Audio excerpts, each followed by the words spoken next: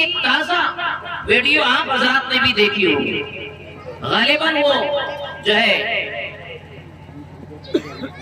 U P کا کسی جگہ کا واقعہ ہے کہ ایک بیٹی مرتد ہو گئی، اسلام چھوڑ دی، کسی غیر مسلم بچے کے ساتھ اس کا تعلق ہو گیا اور اس نے کورٹ میرج کر لی، کورٹ سے اپنا جو ہے رشتہ بھی کر لیا۔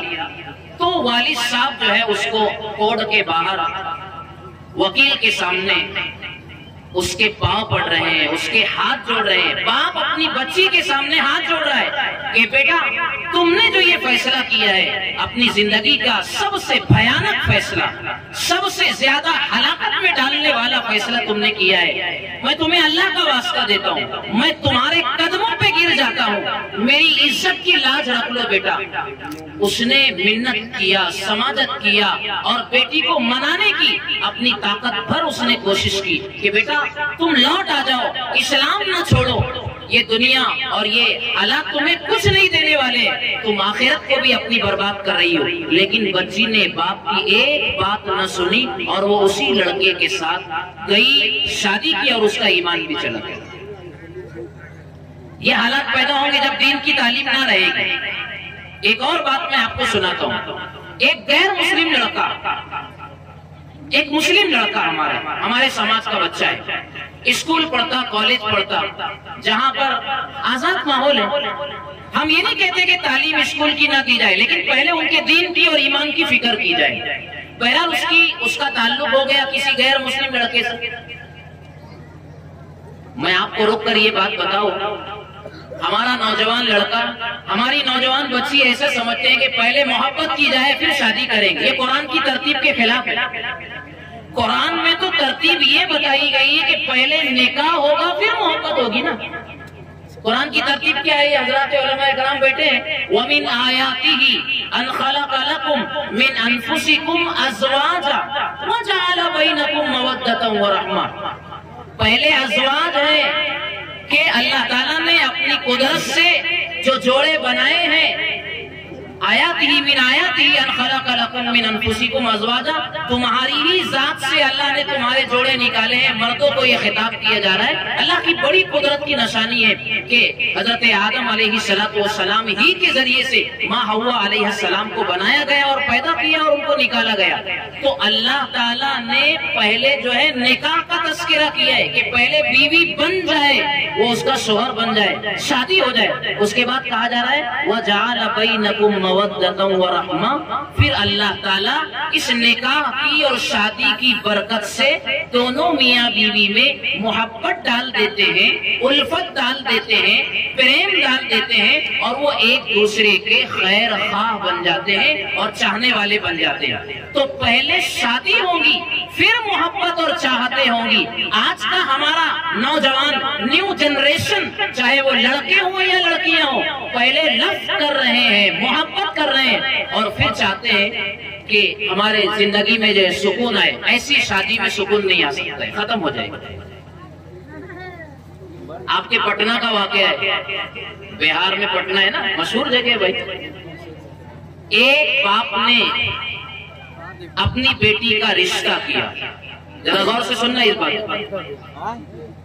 آپ کے ہاں ماشاءاللہ، یہ ماشاءاللہ میں تنزن کہہ رہا ہوں، جہیز کا بڑا طاقتور رواج ہے نا، بڑا طاقتور رواج ہے۔ اتنا دکھ ہوتا ہے جہیز کا ڈیمانڈ کرنے والوں پر، اتنا غصہ بھی آتا ہے، لیکن آپ کے صوبہ بہار کی تقریباً یہ حالت ہے۔ ہمارے بچے جو ہمارے پاس پڑھتے ہیں اور یہاں کے مقامی علماء نے بھی یہ بات بتائی ہے کہ بڑا چلن، کم سے کم 4 سے 5 لاکھ روپیہ لڑکے والے بچی کے گھر والوں سے ڈیمانڈ کرتے ہیں کہ اتنا پیسہ چاہیے۔ برابر کہہ رہا ہوں میں، کتنی مصیبت اور کتنے دکھ کی بات ہے۔ گویا کہ اس کی بچی، اس کے جگر کا ٹکڑا اس سے چھین کر لے جا رہے ہیں۔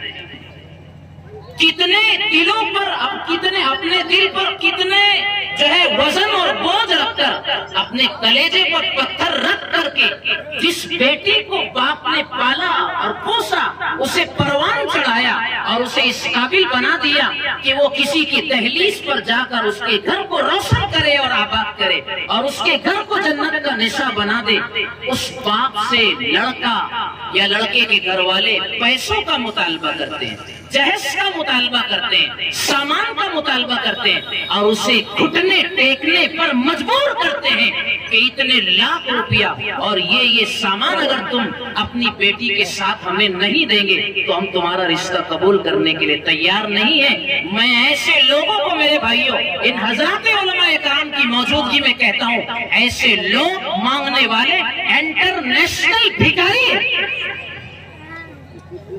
یہ انٹرنیشنل بھکاری۔ مردوں کو اللہ تعالیٰ نے جو ہے قوت عطا فرمائی، اسے پاس قوت بازو ہے، کمانے کی ذمہ داری شریعت نے مردوں کے کاندھوں پر ڈالی ہے، اور عورت کی ذمہ داری وہ اپنے گھر کی ملکہ ہے اور اپنے گھر کی جو ہے حاکمہ ہے، وہ گھر کے نظام کو ستھرا بنائیں گی، اپنی کوکھ سے جنم لینے والی اولاد کو پالیں گی، پوسیں گی، ان کی بہترین تربیت کریں گی، رسول اللہ صلی اللہ علیہ وسلم کی تعلیمات کے مطابق اپنے بچوں کو اپنی آگوش میں پال پوس کر انہیں دیندار بنانے کی فکر کریں گی۔ یہ ذمہ داری ہوتی ہے ایک خاتون خانہ کی اور ایک جو ہے عورت کی، اس کے ذمے نہ کمانا ہے نہ اس کے ذمے باہر کی ذمہ داریوں کو پورا کرنا ہے۔ مردوں کو اللہ نے طاقت دی ہے، اسی لیے مہر دینے کی ذمہ داری شریعت نے مردوں پر رکھی ہے، اور نکاح میں سب سے بڑی ذمہ داری اگر کوئی ہے وہ یہی ہے کہ مرد اپنی خاتون کو مہر دے، نہ یہ کہ اس سے بھیک مانگے کہ اتنے لاکھ روپے تم مجھے دو۔ تو بہرحال پٹنہ کی بات میں کر رہا تھا، ایک کروڑ پتی نہیں اربوں پتی آدمی نے اپنی بچی کی شادی کیا، لڑکا ودیش میں ہے، باہر country, out of country, Hindustan سے باہر دوسرے ملکوں میں رہتا ہے، اس نے بڑی شاندار، اب شاندار تو اس لیے کہہ رہے کہ وہ سب نقشے شاندار تھے ورنہ وہ کوئی شاندار نہیں تھی، بڑی شادی کیا، لاکھوں نہیں کروڑوں روپیہ اس نے خرچ کیا، لاکھوں نہیں بلکہ آپ کو معلوم ہونا چاہیے یہ امت کا پیسہ شادیوں پر خرچ ہو رہا ہے، پانی کی طرح بہ رہا ہے۔ رتلام جو ایم پی کا ایک شہر ہے بڑا، وہاں پر ابھی ماضی قریب میں چند مہینے پہلے ایک مسلم گھرانے میں شادی ہوئی ہے، مولانا 100 کروڑ روپیہ خرچ کیا گیا، کتنا؟ 100 کروڑ روپیہ خرچ کیا گیا۔ تف ہے ایسے خرچوں پر، اور جو ہے لعنت ہو ایسے خرچ کرنے والوں پر جنہوں نے بڑی بڑے رکومات سے شادی رچا کر کے، بہت زیادہ ڈیکوریشن کر کے اور فضول خرچیوں کے راستے سے غریب بچیوں کے ہاتھوں کو پیلا ہونے سے روک دیا، انہیں دلہن بننے سے روک دیا۔ جن مالداروں نے اگر بیجا خرچ کیا شادی میں اور لین دین کے نظام کو اگر چلایا، اور جتنی بچیاں مہنگے خرچ کی بنیاد پر باپ غریب کر نہیں سکتا، اگر وہ اپنے گھروں میں بیٹھی رہی، ان کی سسکیاں نکلتی رہی، ان کے آنکھوں سے آنسو ڈھلتے رہے، اور وہ رات کے سناٹوں میں میرے بھائیوں آہیں بھرتی رہی، اس انتظار میں رہی کہ کب ہمارے ہاتھ بھی لال ہو جائے، کب ہم شادی کا جو ہے لال جوڑا پہن کر اپنے باپ کی دہلیز سے کسی کے گھر میں رخصت ہو، اگر وہ انتظار میں بیٹھے بیٹھے ان مالداروں کی عیاشیوں کی وجہ سے، فضول خرچیوں کی وجہ سے اگر اس کا نکاح کا معاملہ اگر رکتا رہا تو میرے بھائیوں ان کی آہیں رائگاں نہیں جائے گی، ان کی سسکیاں بیکار نہیں جائے گی، ان کی بد دعائیں فضول خرچی کرنے والوں کو، ڈیمانڈ کرنے والوں کو، شادی کو مہنگی کرنے اور بنانے والوں کو لگیں گی، اور وہ اپنی زندگی میں کبھی چین اور سکون کا وقت تو نہیں محسوس کر سکتے۔ یہ پکی بات۔ دل جو ٹوٹا تو بہت دور تک آواز گئی، یہ دل جب ٹوٹتا ہے تو اس کی آواز عرش الہی پر جاتی ہے، دل جو ٹوٹا تو بہت دور تک آواز گئی، اللہ کے یہاں جاتی ہے سیدھی۔ تو پٹنہ کی وہ شادی بڑی مہنگی ترین ہوئی، بہرحال رخصت کر دیا گیا، اور مہنگی اتنی ہوئی تھی کہ اس نے آنے والے مہمانوں کو ایک ایک 2 ویلر بھی گفٹ کی تھی۔ اب کتنی مہنگی شادی ہوئی ہوگی، 12 سامان جو ہے کئی ہیلی کاپٹر میں گیا ودیش۔ بہرحال بڑے طرز و احتشام سے شادی ہوئی، اس کے بعد 15 دن جب پہلی مرتبہ سسرال سے بچی اپنے مائکے اور ماں کے وہاں آتی ہے جی، تو اب جب آنے کا وقت ہو گیا تو باپ نے پھر وہی جاہو حشم خدم سارے انتظامات اپنے حواریین دوست و احباب کو ایئرپورٹ پر اپنی بچی کو لینے کے لیے باپ جا رہا ہے کہ میری بچی پہلی مرتبہ سسرال سے واپس لوٹ رہی ہے، میرے مرتبے کے اعتبار سے، میری مالداری کے لحاظ سے شایان شان اس کا استقبال ہونا چاہیے۔ وہی ناز، وہی نخرے، وہی جاہو حسن، وہی جو ہے کشف و احتشام اور وہی رنگ رنگلیاں ساری چیزوں کے ساتھ باپ ایئرپورٹ پر پہنچا ہے، اور ایئرپورٹ سے اس انتظار میں کہ آج بچی کو پہلی مرتبہ گلے سے لگاؤں گا، شاندار استقبال کروں گا۔ بچی اتری تو اکیلے اتری، پلین سے اکیلے اتری، اور اترنے کے بعد جب بچی سے ملاقات ہوئی تو چند کاغذات اس بچی کے ہاتھ میں تھے۔ جب بچی سے باپ نے وہ کاغذات ہاتھ میں لیے تو وہ کاغذات کچھ اور نہیں، وہ بچی کا طلاق نامہ تھا۔ یہ آپ کے پٹنہ کا واقعہ ہے، بچی کا طلاق نامہ تھا۔ وہ پہلی ہی مرتبہ پہ گئی اور اس کے ناہنجار شوہر نے، ناہنجار کہیں گے اس کو، اس کے شوہر نے اس کو طلاق نامے کے ساتھ واپس کر دیا۔ اور وجہ کیا تھی؟ آپ کے یہاں جو بات چلتی ہے وجہ یہی تھی کہ ہم نے تمہارے پتا سے اور تمہارے ڈیڈی سے، تمہارے کہنا چاہیے ابو سے فلاں فلاں چیز بھی مانگی تھی، فہرستوں میں وہ چیز نہیں آئی، طلاق دی۔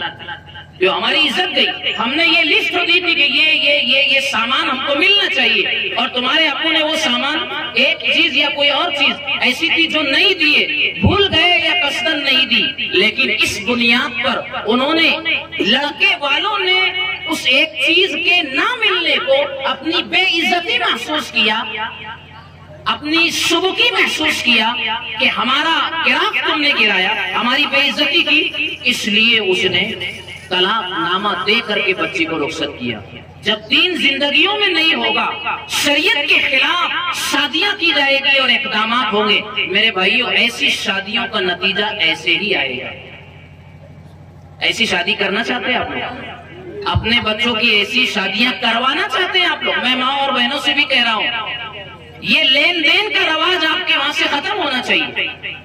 وہ تو اپنا جگر کا ٹکڑا آپ کے حوالے کر رہا ہے۔ اس لیے کہتے ہیں کہ بچیوں کو پڑھاؤ، بچوں کو دین پڑھاؤ، اور اس کے برخلاف ہمارے مدرسوں میں کیا ہوتا ہے؟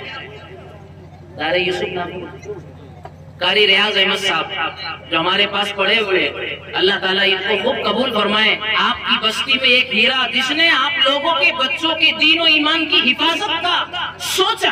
ایک آدمی اٹھتا ہے کسی علاقے اور بستی سے، اللہ تعالیٰ ایک شخص کی فکروں پر علماء کو جمع کرتے ہیں، بستی والوں کو جمع کرتے ہیں، اور پھر اللہ تعالیٰ ایک آدمی کے فکروں سے اور اخلاص کی بنیاد پر ایسا کام لیتے ہیں کہ پھر بڑی بڑی صلاحیت والے بھی کام کرنے میں ہزاروں اور کوسوں دور میل دور ہو جاتے ہیں، اور ایک کم صلاحیت والا انسان، معمولی انسان بھی بڑے سے بڑا کارنامہ انجام دیتا ہے۔ اسی کو بات میں نے شروع کیا تھا کہ میری توفیق بھی کسی کے کرم کا صدقہ ہے، یہ قدم اٹھتے نہیں اور اٹھائے جاتے ہیں۔ ہمارے مکتب میں کیا پڑھایا جاتا ہے؟ ہمارے مکتب میں، مدرسوں میں بچوں کو یہ پڑھاتے ہیں معلمین، اور ہم بھی پڑھاتے ہیں کہ الجنت تحت اقدام الامہات، کہ جنت ماؤں کے قدموں کے نیچے۔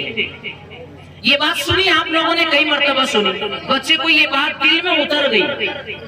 ہمارے جامعہ کے بہت ہی موقر استاد ہے حضرت مولانا فاروق صاحب مدنی ادام اللہ ذلہ، انہوں نے یہ بات بتائی کہ میں ایک پروگرام میں گیا تو ایک شخص دوڑتا ہوا آیا میرے پاس، اور وہ رو رہا تھا اور کہہ رہا تھا مولانا سے کہ مولانا آپ کا ہزاروں مرتبہ شکریہ۔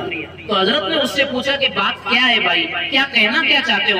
کہ حضرت بات یہ ہے کہ میرا بچہ اس مکتب میں پڑھتا ہے، اس مکتب کا مطلب جہاں مولانا پروگرام میں گئے تھے، میرا بچہ اس مکتب میں پڑھتا ہے، اور وہ جب مدرسہ اور مکتب سے واپس گھر آتا ہے، مدرسوں کا کارنامہ دیکھیے، اس کی اہمیت کو سمجھیے اور اپنی ذمہ داری کو محسوس کیجیے.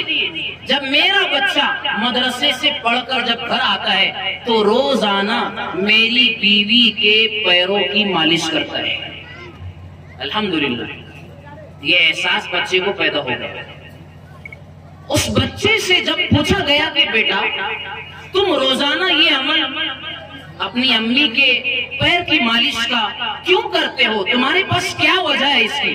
تو بچہ کہنے لگا ہمارے استاد محترم ہمیں مدرسے میں اور مکتب میں پڑھاتے ہیں کہ جنت ماں کے قدموں کے نیچے ہے، اس لیے میں اپنی ماں کے قدموں کے نیچے جنت تلاش کر رہا ہوں. اللہ کے نبی کی بات غلط نہیں ہو سکتی ہے. جب بچے مدرسوں میں آئیں گے مزاج دین کا بنے گا، اللہ کی پہچان آئے گی، نبی کا عشق آئے گا، قرآن سے محبت پڑھیں گی اور اپنے ماں باپ کے آداب کو اور حقوق کو جاننے اور پہچاننے والے بنیں گے. اور پھر یہی اولاد ہمارے لیے بڑھاپے کا سہارا بنیں گے اور آخرت میں بھی ہمارے لیے یہ تاج پوشی کا اور سرخ روئی کا ذریعہ بنیں گے. انہی بچوں سے قصر زندگی تعمیر ہوتے ہیں، یہی بچے ہمارے خواب کی تعبیر ہوتے ہیں. اکرموا اولادکم فإنہم خلقوا لغیر زمانکم، اس لیے اپنے اولاد کی عزت کرو. اور اولاد کی عزت کرنے کا مطلب سیدھا اور صاف یہی ہے کہ ان کو دین کی تعلیم سے آراستہ کرو. یہ ان کی عزت یہ ہے کہ انہیں وقت دیں. ہم اگر ہم نے ایسا نہیں کیا تو پھر کیا ہوگا وہ بھی سنو. ہم نے اگر دین نہیں پڑھایا، ڈاکٹر بنایا، انجینئر بنایا، پروفیسر بنایا، ریڈر بنایا، لیکچرار بنایا، بہترین سائنٹسٹ بنایا، ماہر نفسیات بنایا، سب کچھ آپ نے بنا دیا، لیکن اگر اس کو دین نہیں پڑھایا، اسلام نہیں سمجھایا، اللہ اور اس کے رسول کی پہچان نہیں اگر کروائی تو کیا ہوگا؟ بہت عجیب و غریب واقعہ ہے، آپ سن کر کے دنگ رہ جائیں گے. یہ واقعہ میں جو بیان کر رہا ہوں یہ کویت سے تعلق رکھتا ہے. کویت کے ایک شیخ ہے، شیخ کا مطلب وہاں سبھی شیخ رہتے ہیں، شیخوں کی کمی نہیں غالب. شیخ تو بہت ہے اور بڑے آدمی، کروڑ پتی نہیں اربوں پتی آدمی ہے. شیخ واقعہ شیخ کویت کے اس شیخ نے، بوڑھے شخص نے کویت کی عدالت میں مقدمہ پیش کیا. مقدمہ سمجھتے نا آپ؟ کیس اپنا میجسٹر کے پاس عدالت میں اپنی مقدمہ اس نے رکھا. مقدمے میں کیا معاملہ لکھایا کہ میجسٹر صاحب، جج صاحب، میری اپیل اور میرا مقدمہ یا گزارش یہ ہے کہ میرا بچہ نافرمان ہے اور میرا بچہ مجھے مہینے کا 1 روپیہ بھی نہیں دیتا ہے. میں یہ چاہتا ہوں کہ میرا بچہ منتھلی، ماہانہ مجھے کچھ پیسے ادا کرے، مجھے ضرورت ہے. بس یہ معمولی بات ہے. جج صاحب بھی حیران ہے. تو ٹھیک ہے، مقدمہ آیا ہے، کیس آیا ہے، تو اب اس پر جو ہے بات تو آگے چلانی ہے. چنانچہ میجسٹر صاحب نے آرڈر دے کر کے بچے کی پیشی کروائی، کورٹ میں حاضر کروا دیا. بچہ کٹہرے میں کھڑا ہوا ہے. جج صاحب بچے اور لڑکے سے پوچھ رہے ہیں یہ تمہارے ابو جان ہیں؟ جی میرے ابو جان ہیں. کہا کہ انہوں نے تمہارے خلاف ایک مقدمہ پیش کیا ہے، وہ مقدمہ یہ ہے کہ تم اپنے والد کو مہینے میں کچھ بھی خرچہ نہیں دیتے ہو. کہا یہ بات صحیح ہے؟ کہا کہ بالکل صحیح ہے، میں کچھ نہیں دیتا ہوں. میجسٹر صاحب نے بچے سے پوچھا کہ تم کیوں نہیں دیتے ہو؟ تمہارے ابو ہیں، ان کا حق ہے تم پر، دنیا دکھائی تم کو، تمہارے والد ہیں، بڑا حق ہوتا ہے، تو تم کیوں خرچہ نہیں دیتے ہو؟ تو بچے نے کہا کہ جناب میجسٹر صاحب اور جج صاحب، میرے والد صاحب تو ارب پتی ہیں اور انہیں میرے پیسوں کی، میری آمدنی کی کوئی ضرورت نہیں ہے، اس لیے میں نہیں دیتا ہوں. میجسٹر صاحب متوجہ ہوئے باپ کی طرف کہ جب آپ ارب پتی ہو، تمہیں پیسے کی ضرورت نہیں ہو، پھر تم کیوں کہتے ہو کہ یہ بچہ مجھے؟ کہا کہ نہیں، پھر بھی میرا یہ کہنا ہے اور میری یہ مانگ ہے کہ میرا بچہ ماہانہ مجھ کو کم سے کم 1 دینار دے. کویت میں دینار چلتا ہے، ہمارے یہاں لکھی کلر سے چلتی ہے. 1 دینار، 1 روپیہ مطلب دے ہر مہینہ.